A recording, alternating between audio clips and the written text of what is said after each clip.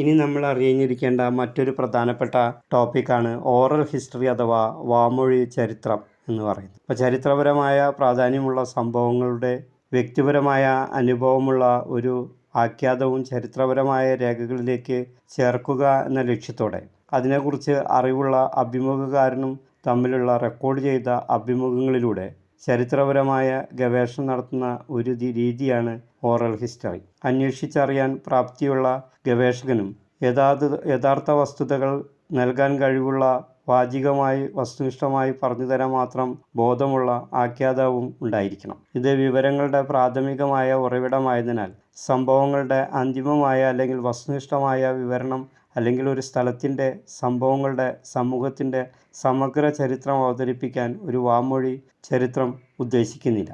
ഇതൊരു സംഭാഷണത്തിൻ്റെ രേഖപ്പെടുത്തലോ ആണ്.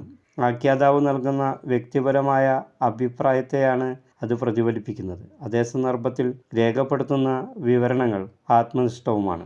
ചരിത്രത്തെക്കുറിച്ചുള്ള ധാരണയും ഉൾക്കാഴ്ചയും നേടുന്നതിന് വാമൊഴി ചരിത്രങ്ങൾ പ്രാഥമിക വിവര ഉറവിടങ്ങളായും പ്രൈമറി സോഴ്സായും സെക്കൻഡറി സോഴ്സായും ഉപയോഗിക്കാനായിട്ട് സാധിക്കും. ഓഡിയോ ടേപ്പുകൾ, വീഡിയോ സിഡികൾ അല്ലെങ്കിൽ ആസൂത്രിതവുമായ അഭിമുഖങ്ങളുടെ ട്രാൻസ്ക്രിപ്ഷനുകൾ ഉപയോഗിച്ച് പ്രധാനപ്പെട്ട സന്ദർഭങ്ങളിൽ അല്ലെങ്കിൽ ഭൂതകാലത്തെയോ വർത്തമാനകാലത്തെയോ സാമൂഹിക സന്ദർഭങ്ങളും സംഭവങ്ങളും അല്ലെങ്കിൽ നമ്മുടെ ദൈനംദിന ജീവിതത്തെക്കുറിച്ചുള്ള ചരിത്രപരമായ വിവരങ്ങൾ എന്നിവ ശേഖരിക്കുകയും പഠിക്കുകയും ചെയ്യുന്നതാണ് ഓറൽ ഹിസ്റ്ററി. മുൻകാല സംഭവങ്ങളിൽ പങ്കെടുത്ത അല്ലെങ്കിൽ നിരീക്ഷിച്ച ആളുമായാണ് ഈ അഭിമുഖങ്ങൾ നടത്തുന്നത്. അത് രേഖപ്പെടുത്തി അതിലുള്ള അറിവുകളും വിവരങ്ങളും ഓർമ്മകളും ഓറൽ റെക്കോർഡുകളായി സംരക്ഷിക്കപ്പെടണം. ഓറൽ ഹിസ്റ്ററിയുടെ ഗുണമെന്ന് പറയുന്നത് അത് വ്യത്യസ്ത കോണുകളിൽ നിന്ന് വിവരങ്ങൾ നേടാൻ ശ്രമിക്കുന്നു എന്നതാണ്. ഇവയിൽ പലതും എഴുതപ്പെട്ട ഉറവിടങ്ങളിൽ കണ്ടെത്താനാവില്ല. ശേഖരിച്ച വിവരങ്ങൾ വലിയ ലൈബ്രറികളിൽ സംരക്ഷിക്കപ്പെടുന്നു. അങ്ങനെ സംരക്ഷിക്കപ്പെടുന്ന ഡാറ്റയെ അടിസ്ഥാനമാക്കിയുള്ള ഒരു രേഖാമൂലമുള്ളതോ പ്രസിദ്ധീകരിച്ചതോ അല്ലാത്തതോ ആയ കൃതിയെ ഓറൽ ഹിസ്റ്ററിയിൽ വിശദമായ രീതിയിൽ അവതരിപ്പിക്കും. ഓറൽ ഹിസ്റ്ററി അത് അവതരിപ്പിക്കുന്ന അറിവ് സവിശേഷമാണ്. അത് അഭിമുഖത്തിൽ ഉൾച്ചേർന്ന നിശബ്ദ വീക്ഷണം, ചിന്തകൾ, അഭിപ്രായങ്ങൾ, ധാരണകൾ എന്നിവ അതിനെ ഒരു കൃത്യമായ രൂപത്തിൽ, രൂപരേഖയിൽ പങ്കിടുകയാണ് ചെയ്യുന്നത്. ഓറൽ ഹിസ്റ്ററിക്ക് എന്നാൽ ചില പരിമിതികളുമുണ്ട്. അത് പലപ്പോഴും രേഖപ്പെടുത്താത്ത കാര്യങ്ങളെക്കുറിച്ച് പ്രഭാഷണത്തിൻ്റെ രൂപത്തിൽ രേഖപ്പെടുത്തുന്നു. ഇത് മനുഷ്യൻ്റെ അനുഭവത്തിൻ്റെ പ്രാധാന്യം ഊന്നി പറയുന്നു. നിർദ്ദിഷ്ട തീയതികൾ, സ്ഥലങ്ങൾ അല്ലെങ്കിൽ സമയം പോലുള്ള വസ്തുതാപരമായ ഡാറ്റ നേടുന്നതിനുള്ള ഒരു നല്ല മാർഗമല്ല ഓറൽ ഹിസ്റ്ററി. കാരണം പലപ്പോഴും വിശദാംശങ്ങൾ കൃത്യമായി ഓർമ്മിക്കുന്നില്ല അല്ലെങ്കിൽ ഓർക്കുന്നില്ല എന്ന് പറയുന്ന അവസ്ഥകൾ ഉണ്ടാകാം. രണ്ടാമത്തെ കാര്യം, വ്യക്തികൾ പലപ്പോഴും അവരുടെ ജീവിതത്തിന് മുമ്പത്തെ സംഭാഷണങ്ങൾ നൽകിയ വിവരങ്ങളാണ്, അതുപോലെ ശേഷിപ്പുകളാണ് അവർ പറഞ്ഞ് നൽകുന്നത് അല്ലെങ്കിൽ പകർന്ന് നമുക്ക് നൽകുന്നത്. അതുകൊണ്ട് തന്നെ ഓറൽ ഹിസ്റ്ററിക്ക് അതിൻ്റേതായ ചില പരിമിതികളും ഉണ്ട് എന്ന് കാണാനായിട്ട് പറ്റും. ഇനി നമുക്കറിയേണ്ട സങ്കല്പം എന്ന് പറയുന്നത് എന്താണ് ക്വസ്റ്റിനെയർ അഥവാ ചോദ്യാവലി എന്നുള്ളതാണ്. ഇപ്പോൾ ക്വസ്റ്റിനെയർ ഈ വിവരശേഖരണത്തിനുള്ള ഒരു മാർഗമാണ്. അപ്പോൾ ഗവേഷണത്തിലെ വിവരശേഖരണത്തിന് ഉപയോഗിക്കുന്ന പ്രധാനപ്പെട്ട ഒരു ടൂളാണ് ക്വസ്റ്റിനെയർ. ഇതിനെ അന്വേഷണ ഫോറം എന്നും വിളിക്കാറുണ്ട്. ഈ വിവരശേഖരണ ഉപകരണത്തിൽ പ്രതികരിക്കുന്നവർ ചോദ്യങ്ങൾക്കും അല്ലെങ്കിൽ രേഖാമൂലം പ്രസ്താവനകൾക്കും ഉത്തരം നൽകുന്ന വസ്തുതാപരമായ വിവരങ്ങളിൽ അന്വേഷകന് താൽപ്പര്യമുണ്ടെങ്കിൽ ചോദ്യാവലി ഉപയോഗിക്കുന്നു.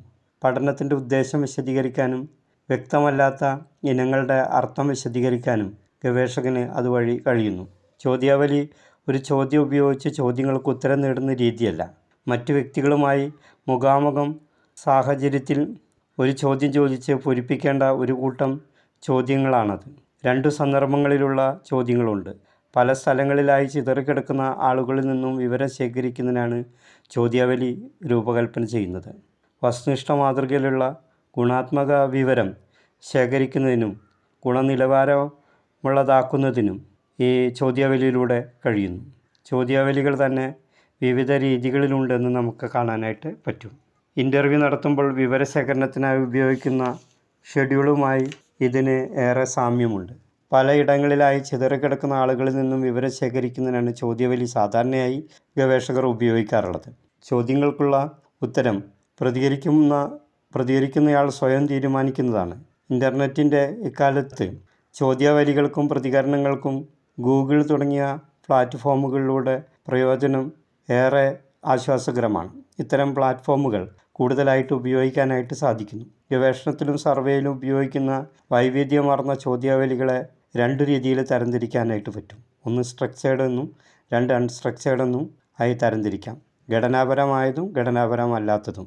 ഇപ്പോൾ അപര്യാപ്തമായ ഉത്തരങ്ങൾ വ്യക്തമാക്കുന്നതിനോ അല്ലെങ്കിൽ കൂടുതൽ വിശദമായ പ്രതികരണം നേടുന്നതിനോ ആവശ്യമായതിൽ പരിമിതപ്പെടുത്തുന്നതിനോ ചോദ്യങ്ങൾക്കുള്ള കൃത്യമായ മൂർത്തമായ മുൻകൂട്ടി നിർണ്ണയിച്ചിരിക്കുന്ന ചോദ്യങ്ങളാണ് സ്ട്രക്ചേർഡ് ക്വസ്റ്റ്യനെയർ അഥവാ സുഘടിത ചോദ്യാവലി എന്ന് പറയുന്നത്.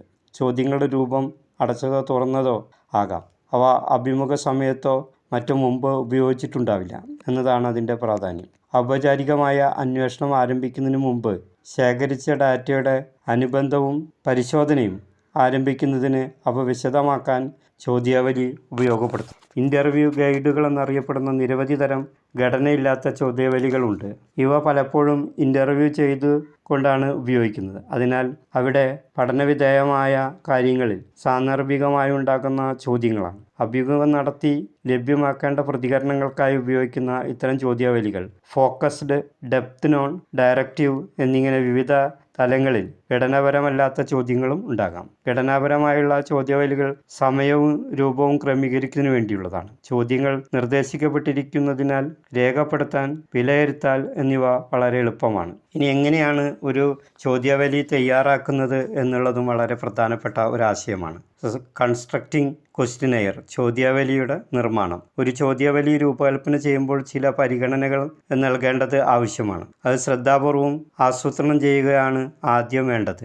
ചോദ്യാവലിയിലെ ഓരോ ഐറ്റവും ശ്രദ്ധയോടെ തിരഞ്ഞെടുത്തുകൊണ്ട് വേണം രൂപകൽപ്പന നടത്താൻ. പരിഗണനകൾ, അത്തരം കാര്യങ്ങളിൽ എന്തെല്ലാം പരിഗണനകളാണ് നൽകേണ്ടത് എന്നുള്ള കാര്യം നമ്മൾ പ്രത്യേകം ഓർക്കണം. അപ്പോൾ ചോദ്യാവലിയുടെ മൊത്തത്തിലുള്ള രൂപം ഗവേഷകന് ലഭിക്കുന്ന പ്രതികരണത്തെ ബാധിക്കുന്നു. മെയിൽ ചെയ്യുന്നതാണ് ചോദ്യാവലിയെങ്കിൽ അതിൻ്റെ ആകർഷണീയത വളരെ സഹകരണാത്മകതയ്ക്ക് കാരണമാകും. അതാകണം അതിൻ്റെ ആദ്യത്തെ മഹത്വം. പലപ്പോഴും ഷെഡ്യൂളുകൾ പൂരിപ്പിക്കുന്നത് ഗവേഷകനാണ്. എന്നാൽ ചോദ്യാവലി പൂരിപ്പിക്കേണ്ടതും പൂർത്തീകരിക്കേണ്ടതും വിവരം നൽകുന്നയാളാണ്. അപ്പോൾ പ്രതികരണങ്ങൾ കൃത്യമായി രേഖപ്പെടുത്തിയിരിക്കണം. അതായത് രേഖപ്പെടുത്തുന്നത് ആര് എന്ന് മുൻകൂട്ടി തീരുമാനിച്ചിരിക്കണം. അതിനനുസരിച്ച് ആയിരിക്കും ഓരോ ഐറ്റവും. ഇപ്പോൾ പരിചയസമ്പന്നനായ ഒരു അന്വേഷകൻ രൂപകൽപ്പന ചെയ്യുന്ന ചോദ്യാവലി ഏറെ വ്യത്യസ്തമായിരിക്കും. ചോദ്യാവലിയിലെയും പ്രതികരിക്കുന്നയാളുടെ പദവലികളിലുമുള്ള വ്യത്യസ്ത ആശയവും ഗവേഷണത്തെ സ്വാധീനിക്കുന്നു. വിവിധയിടങ്ങളിൽ ജീവിതത്തിൻ്റെ വ്യത്യസ്ത മണ്ഡലങ്ങളിൽ പ്രവർത്തിക്കുന്ന വ്യക്തികളാണ്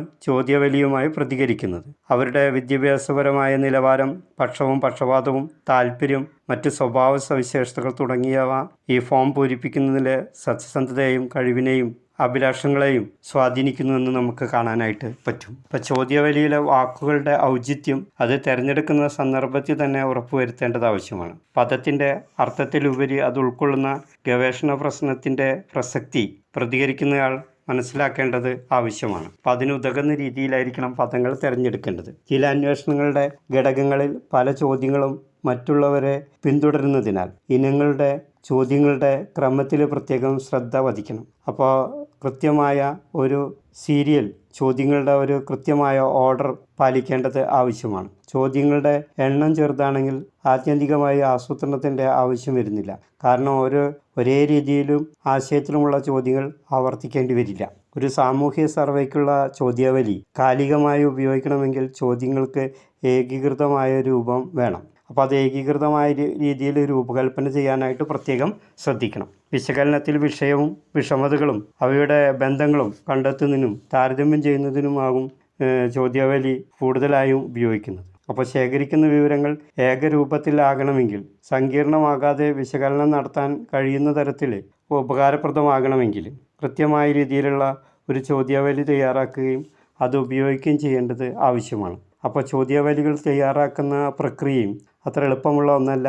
വളരെ പ്രയാസം നിറഞ്ഞതും ബുദ്ധിപരമായി ചെയ്യേണ്ടതുമായ ഒരു പ്രക്രിയയാണ്. സാധാരണയായി പ്രായോഗിക വീക്ഷണകോണിൽ നിന്ന് സാധ്യമായ ഉത്തരങ്ങളുടെ മതിയായ തിരഞ്ഞെടുപ്പ് നൽകിക്കൊണ്ട് അടച്ച ചോദ്യങ്ങൾ പ്രതികരിക്കുന്നയാൾക്ക് ഗവേഷണത്തിലും ശരിയായ രീതിയിലും ഉത്തരങ്ങൾ നൽകാൻ സഹായിക്കുന്നു. ചോദ്യങ്ങൾ ക്രമമുള്ളതായിരിക്കണം, കൂടുതൽ യുക്തിപരമായി ക്രമീകരിക്കണം എന്നിവ കാര്യങ്ങൾ വളരെ പ്രധാനപ്പെട്ട കാര്യമാണ്. ചോദ്യാവലിയിലെ ഓരോ ഇനവും അനുരൂപവും പഠനത്തിനായുള്ള അനുമാനത്തിലേക്ക് നയിക്കുന്നതുമായിരിക്കണം. അപ്പം അത്തരത്തിൽ ചോദ്യാവലി രൂപീകരിക്കുന്നതുമായി ബന്ധപ്പെട്ടും ഒട്ടേറെ കാര്യങ്ങൾ ശ്രദ്ധിക്കേണ്ടതായിട്ട് ഉണ്ട്.